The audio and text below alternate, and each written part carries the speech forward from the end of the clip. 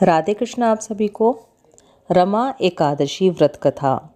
धर्मराज युधिष्ठिर कहने लगे कि हे भगवान, कार्तिक कृष्ण एकादशी का क्या नाम है, इसकी विधि क्या है, इसके करने से क्या फल मिलता है, सो आप विस्तार पूर्वक बताइए।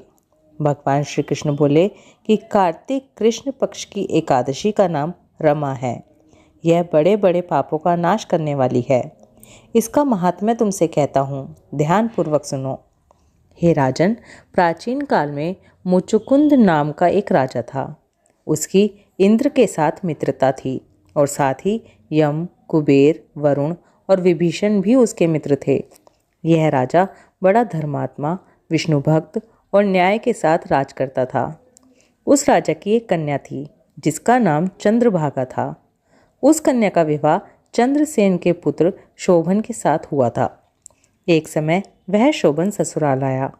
उन्हीं दिनों जल्दी ही पुण्यदायिनी एकादशी रमा एकादशी भी आने वाली थी।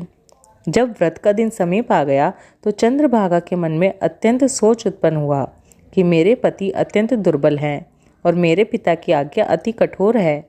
दशमी को राजा ने ढोल बजवाकर सारे राज्य में यह घोषणा करवा दी कि एकादशी को भोजन नहीं करना चाहिए। ढोल की घोषणा सुनते ही शोभन को अत्यंत चिंता हुई। अपनी पत्नी से कहने लगा कि हे प्रिय, अब क्या करना चाहिए? मैं किसी प्रकार भी भूख सहन नहीं कर सकूंगा। ऐसा उपाय बतलाओ कि जिससे मेरे प्राण बच सकें, अन्यथा मेरे प्राण अवश्य चले जाएंगे।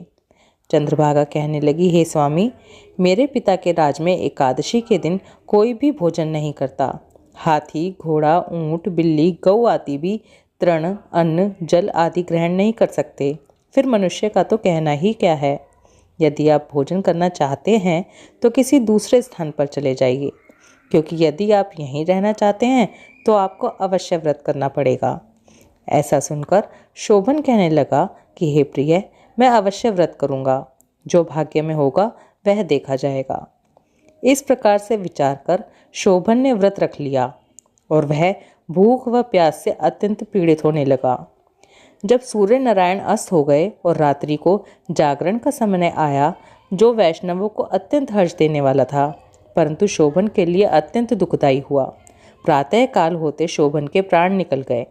तब राजा ने सुगंधित काष्ठ से उसका दाह संस्कार करवाया, परंतु चंद्रभागा ने अपने पिता की आज्ञा से अपने शरीर को दग्ध नहीं किया और शोभन की अंत्येष्टि क्रिया के बाद अपने पिता के घर में ही रहने लगी।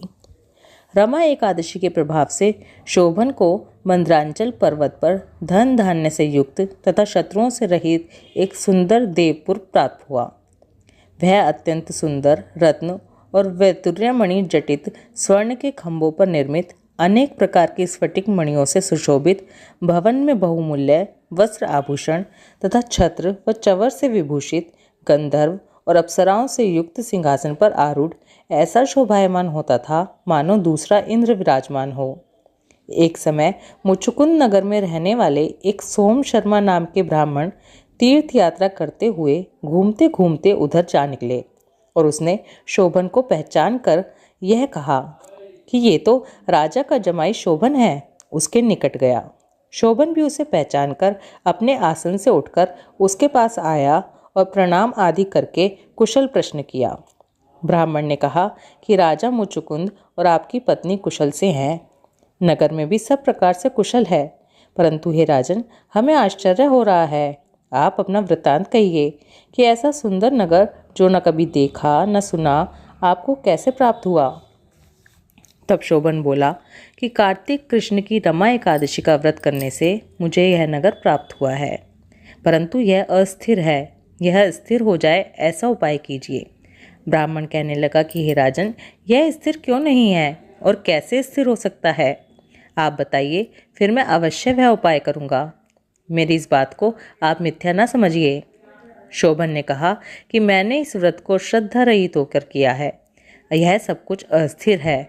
यदि आप मुचुकुंद की कन्या चंद्रभागा को यह सब वृत्तांत कहें तो यह स्थिर हो सकता है।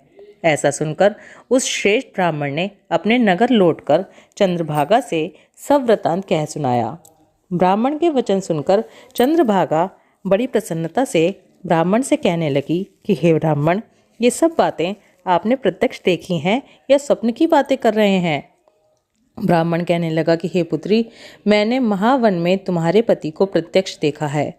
साथ ही किसी से विजय न हो ऐसा देवताओं के नगर के समान उसका नगर भी देखा है। उन्होंने यह भी कहा कि यह स्थिर नहीं है। जिस प्रकार यह स्थिर रह सके सो उपाय करना चाहिए। चंद्रभागा कहने लगी कि हे विप्र, तुम मुझे वहाँ ले चलो। मुझे पतिदेव के दर्शन की तीव्र लालसा है। मैं अपने किए हुए पुण्य से उस नगर को स्थिर बना दूंगी। आप ऐसा कार्य कीजिए जिससे उनका हमारा संयोग हो, क्योंकि वियोगी को मिला देना महान पुण्य का काम है। सोम शर्मा यह बात सुनकर चंद्रभागा को लेकर मंदरांचल पर्वत के समीप वामदेव ऋषि के आश्रम पर आया। वामदेव जी ने सारी बात सुनकर वेद मंत्रों के उच्चारण से चंद्रभागा का अभिषेक कर दिया। तब ऋषि के मंत्र के प्रभाव और एकादशी के व्रत से चंद्रभागा का शरीर दिव्य हो गया और वह दिव्य गति को प्राप्त हुई। इसके बाद बड़ी प्रसन्नता के साथ अपने पति के निकट गई। अपनी प्रिय पत्नी को आते देखकर शोभन अति प्रसन्न हुआ और उसे बुलाकर अपनी बाईं तरफ बैठा लिया। चंद्रभागा कहने लगी कि हे प्राणनाथ, आप मेरे पुण्य को ग्रहण कीजिए। अपने पिता के घर जब मैं 8 वर्ष की थी तब से विधि पूर्वक एकादशी के व्रत को श्रद्धा पूर्वक करती आ रही हूँ। इस पुण्य के प्रताप से आपका यह नगर स्थिर हो जाएगा तथा समस्त कर्मों से युक्त होकर प्रलय के अंत तक रहेगा। इस प्रकार चंद्रभागा ने दिव्य आभूषणों और वस्त्रों से सुसज्जित होकर अपने पति के साथ आनंद पूर्वक निवास किया। हे राजन, यह मैंने रमा एकादशी का महात्म्य कहा है। जो मनुष्य इस व्रत को करते हैं उनके ब्रह्म इत्यादि समस्त पाप नष्ट हो जाते हैं। कृष्ण पक्ष और शुक्ल पक्ष दोनों ही एकादशियां समान हैं। इनमें कोई भेदभाव नहीं है। दोनों समान फल देती हैं। जो मनुष्य इस महात्म्य को पढ़ते या सुनते हैं वे समस्त पापों से छूटकर विष्णु लोक को प्राप्त होते हैं। रमा एकादशी व्रत कथा महात्म्य समाप्त। ओम नमो भगवते वासुदेवाय। राधे कृष्णा।